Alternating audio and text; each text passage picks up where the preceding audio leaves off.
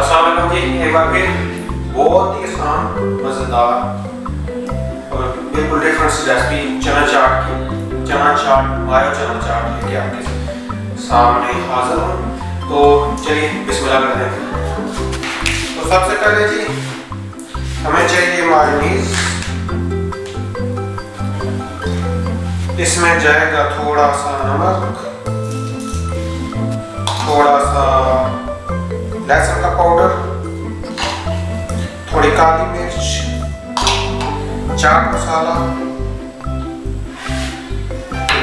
और इसको करेंगे मिक्स।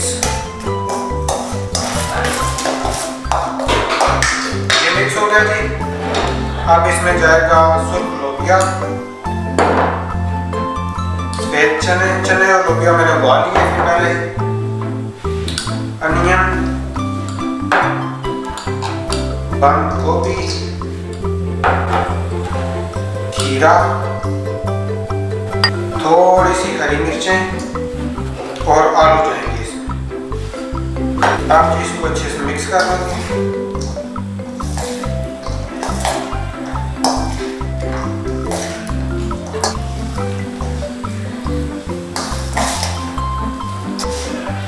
और लीजिए ये है हमारा जबरदस्त सा मायो चना चाट बिल्कुल तैयार है। अपने